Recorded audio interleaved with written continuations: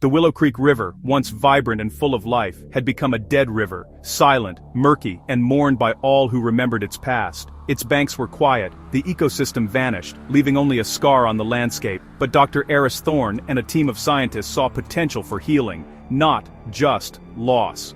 Years of study led them to a radical plan: introduce a new species to revive the river.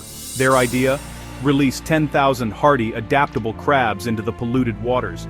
These crabs, nature's clean-up crew, could break down the pollutants suffocating the riverbed.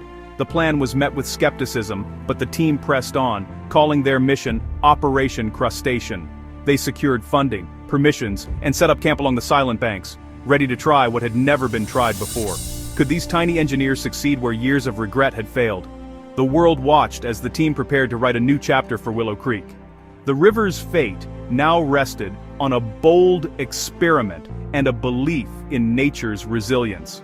The team's hope was simple: that the right kind of life could unlock the river's ability to heal itself. With equipment ready and spirits high, they stood, poised to begin. The dead river was about to get its second chance. The story of Willow Creek was no longer just about loss, it was about the possibility of renewal. And so, Operation Crustacean began. Willow Creek's decline began with decades of unchecked factory pollution. Toxic chemicals seeped into the river, settling deep into the sediment and poisoning the ecosystem from the ground up. The base of the food web, microscopic organisms, died first, followed by insects, fish, and finally the birds and mammals that depended on them. The river's water became starved of oxygen, suffocating any remaining life. Dr. Thorne's team found only dark, foul-smelling sludge and a complete lack of aquatic creatures. The river was biologically inert, a lifeless system broken at its core. Their challenge was not just to clean water, but to revive an entire ecosystem. The scientists' studies revealed the scale of the problem. A river with no pulse, no hope, and no life. The toxic sediment was the root of the devastation. The water looked normal, but for wildlife, it was as deadly as the surface of the moon. The team's mission was clear: bring Willow Creek back from the brink of non-existence. They weren't just fighting pollution, they were fighting for the river's very soul. The odds were daunting, but the scientists believed in the possibility of recovery. The stage was set for a daring experiment. On a cool, overcast morning, the team gathered to release 10,000 burrowing crabs into Willow Creek. Volunteers formed a human chain, gently passing buckets of crabs to the water's edge. Each crab, no bigger than a coin, slipped quietly into the murky river. There was no dramatic change, just a silent hope as the crabs vanished beneath the surface. The team knew the real work was just beginning. Underwater sensors and cameras were deployed to monitor oxygen, water clarity, and the crabs' behavior. Weekly sediment samples would track progress. The scientists understood that nature's recovery would be slow and subtle. The river looked unchanged, but beneath the surface, a new chapter had begun. The experiment was underway, and the waiting game had started. Could these tiny creatures spark a transformation? Only time would tell. The scientists' hope rested on bioturbation, the crab's natural ability to churn and aerate the toxic sediment. By burrowing, the crabs would mix polluted layers with cleaner ones, breaking up the suffocating sludge. Their tunnels would allow oxygen to penetrate deep into the riverbed, supporting beneficial bacteria that break down pollutants. This process, slow but powerful, could gradually improve water quality and restore the river's foundation.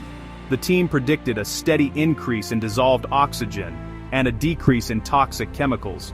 As conditions improved, resilient life forms like algae and worms could return, further aiding recovery. The crabs were the first domino in rebuilding the food web. If successful, the river could support insects, then fish, and eventually, a thriving ecosystem.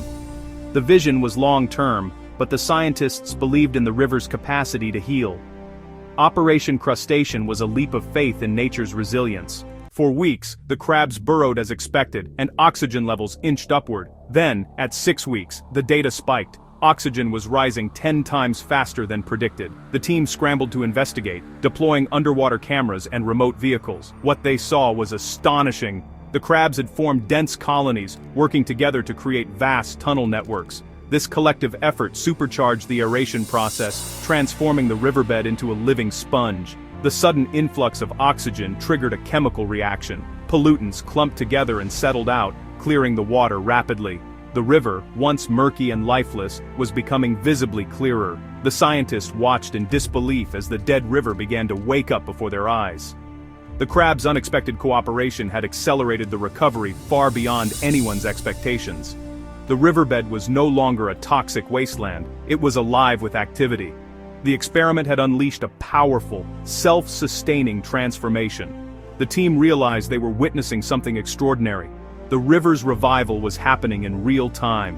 The dead river was coming back to life, faster and stronger than anyone had dared hope. Operation Crustacean was working, beyond their wildest dreams. The next phase of recovery was about to begin. As the water cleared and oxygen surged, sunlight reached the riverbed for the first time in decades. Algae bloomed, creating the foundation for a new food web. Soon, nets teemed with zooplankton, worms, and snails, life returning where there had been none. Insects, like mayflies and dragonflies, reappeared, signaling true recovery.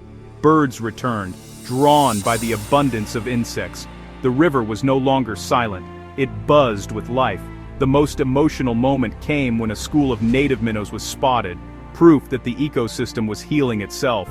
The crabs had not just cleaned the river, they had unlocked its potential for self-renewal. The food web was reconnecting, and the river was alive again. The transformation was undeniable. Willow Creek was no longer a symbol of loss, but of hope. The experiment had succeeded beyond all expectations. News of the river's revival spread quickly through the valley. Locals once skeptical saw the changes firsthand: clear water, fresh air, and the return of birdsong. Families gathered at the river, marveling at dragonflies and glimpses of fish. Dr. Thorne's team shared their findings at town halls, showing underwater footage and simple charts. The community, once resigned to loss, now felt pride and ownership in the river's rebirth. Schools organized field trips, and children waded in the clean shallows, learning about the ecosystem. The scientists, once outsiders, became local heroes. The river's recovery united the community, bridging generations with stories of the past and hope for the future. Willow Creek was no longer a scar, it was a source of joy. The healing of the river became a healing for the people as well. The Willow Creek experiment became a global inspiration, proving that nature can heal with the right nudge. The project showed that biological solutions, like the 10,000 crabs, can restore even the most damaged waterways. Scientists worldwide studied the team's methods, eager to replicate their success. Dr. Thorne's team continued their research, documenting the river's ongoing transformation. Willow Creek became a symbol of resilience and hope. Today, the river flows with life, laughter, and the sound of renewal. The story reminds us that even lost places can be reborn. With creativity and faith in nature, there is always a chance for renewal.